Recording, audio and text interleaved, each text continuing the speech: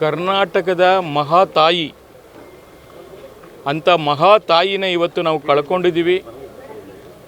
ಬಹುಶಃ ದೇವೇಗೌಡರ ಒಂದು ಹೆಜ್ಜೆ ಹೆಜ್ಜೆಗೂ ಒಡನಾಡಿಯಾಗಿ ಅವರ ರಾಜಕೀಯ ಪಯಣ ಯಶಸ್ವಿ ಆಗಬೇಕಂದ್ರೆ ಅದರ ಸ್ಫೂರ್ತಿ, ಅದರ ಒಂದು ಬೆಳಕು, ಅದರ ಒಂದು ನಂದಾದೀಪ ಅಂತ ಯಾರಾದರೂ ಇದ್ದರೆ ಅದು ಚೆನ್ನಮ್ಮಾಜಿ ಅಂತೇಳಿ ಹೇಳಲೇಬೇಕಾಗ್ತದೆ. ಬಹುಶಃ ಅವರ ಸರಳತೆ, ಸಜ್ಜನಿಕೆ, ದೈವಿಕ ಹಿನ್ನೆಲೆಯಲ್ಲಿ ಅವರು ಮಾಡಿದಂಥ ಪೂಜಾ ಕೈಂಕರ್ಯಗಳು ಎಲ್ಲವನ್ನೂ ಕೂಡ ದೇವೇಗೌಡರು ಸಾಹೇಬ್ರನ್ನ ಇಷ್ಟು ದೊಡ್ಡ ಉನ್ನತ ಮಟ್ಟಕ್ಕೆ ತೆಗೆದುಕೊಂಡು ಬಂದಿರತಕ್ಕಂಥ ಒಂದು ವಿಚಾರ ಅದು. ಬಹುಶಃ ಆದರ್ಶ ದಂಪತಿಗಳಾಗಿ 72ನೇ ವರ್ಷದ ವಾರ್ಷಿಕೋತ್ಸವವನ್ನು ಕೂಡ ಹೋದ ತಿಂಗಳು ಅವರು ಆಚರಣೆ ಮಾಡಿರತಕ್ಕಂಥದ್ದು. ಬಹುಶಃ ನನ್ನ ಅವರ ಒಡನಾಟ ಕಳೆದ 30 ವರ್ಷಗಳಿಂದ ನಾನು ಅವ್ರನ್ನ ಬಲ್ಲೆ. ಯಾರೇ ಬರಲಿ ಸರಳತೆಯಿಂದ ಮನೆಗೆ ಬರಮಾಡಿಕೊಂಡು ಅವ್ರಿಗೆ ಎಲ್ಲ ರೀತಿಯಲ್ಲಿ ಬನ್ನಿ ಗೌರವದಿಂದ ಮಾತಾಡಿಸಿ ಊಟ ಕೊಟ್ಟು ಅವರಿಗೆ ಲಕ್ಷಾಂತರ ಜನರಿಗೆ ಅನ್ನಪೂರ್ಣೇಶ್ವರಿ ಅಂತ ಹೇಳಬೇಕಾಗ್ತದೆ.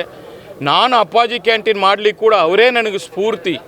ಬಡವರಿಗೋಸ್ಕರ ಏನಾವುದೊಂದು ಮಾಡಿ ಅನ್ನ ಕೊಡುವಂಥ ಕಾರ್ಯಕ್ರಮ ತನ್ನಿ ಅಂತ ಹೇಳಿ ನನಗೂ ಕೂಡ ಉರಿದುಂಬಿಸಿ ನಾನು ರಾಜಕೀಯ ಬರಲಿ ಕೂಡ ಚೆನ್ನಮ್ಮಾಜಿಯವರೇ ಕಾರಣ. ಅವರು ಕೂಡ ಅಷ್ಟೊಂದು ನನಗೆ ಬೆನ್ನು ತಟ್ಟಿ ಬನ್ನಿ ಮುಂದಕ್ಕೆ ಬನ್ನಿ ಸೇವೆ ಮಾಡಿ ಅಂಥೇಳಿ ನಮಗೆಲ್ಲರಿಗೂ ಕೂಡ ಒಂದು ಸ್ಫೂರ್ತಿಯನ್ನು ತುಂಬಿಸಿ ಮಾಡಿದ್ದಾರೆ.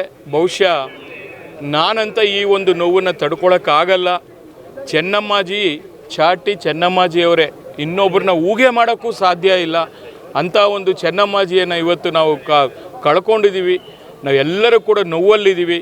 ಆ ನೋವನ್ನು ಭರಿಸುವಂಥ ಶಕ್ತಿ ನಮ್ಮಂಥ ಆರ್ಡಿನರಿ ಕಾರ್ಯಕರ್ತರು ನಾವು JDSಗೆ ನಮಗೇ ಇಷ್ಟು ನೋವಾಗಿದ್ದರೆ ಆ ಕುಟುಂಬದ ಸದಸ್ಯರಿಗೆ, ಆ ಕುಟುಂಬವನ್ನು ನಿರ್ವಹಣೆ ಮಾಡ್ತಾ ಇರತಕ್ಕಂಥ ದೊಡ್ಡಗೌಡರಿಗೆ ಯಾವ ಮಟ್ಟಕ್ಕೆ ಇರುತ್ತೆ ಅನ್ನೋದನ್ನು ನಾವು ಊಹೆ ಮಾಡೋಕ್ಕೂ ಆಗಲ್ಲ. ಅದರಿಂದ ಅವರ ಒಂದು ಆತ್ಮಕ್ಕೆ ಶಾಂತಿ ಸಿಗಲಿ, ಮತ್ತೊಮ್ಮೆ ಚೆನ್ನಮ್ಮಾಜಿ ಹುಟ್ಟಿ ಬರಲಿ. ಆ ಒಂದು ನೋವನ್ನು ಭರಿಸುವಂಥ ಶಕ್ತಿ ಎಲ್ಲರೂ ಅವರ ಅಭಿಮಾನಿಗಳಿಗೆ, JDS ಪಕ್ಷದ ಕಾರ್ಯಕರ್ತರಿಗೆ, ಅವರ ಕುಟುಂಬ ಸದಸ್ಯರಿಗೆ ಎಲ್ರಿಗೂ ಕೊಡಲಿ ಅಂತೇಳಿ ನಾನು ಭಗವಂತನಲ್ಲಿ ವಿಶೇಷ ಪ್ರಾರ್ಥನೆ ಮಾಡ್ತಾಯಿದ್ದೀನಿ.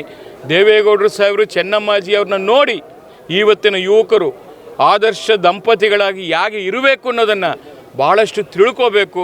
ಅವರ ಒಂದು ಕಳಂಕರಹಿತ ರಾಜಕಾರಣ ಎಲ್ಲವನ್ನೂ ಕೂಡ ನಾವು ಅವರಿಂದ ಭಾಳ ಕಲಿಬೇಕಾಗಿದೆ ಅಂಥೇಳಿ ಈ ಸಂದರ್ಭದಲ್ಲಿ ನಾನು ಹೇಳಲಿಕ್ಕೆ ಬಯಸ್ತಾ ಇದ್ದೀನಿ.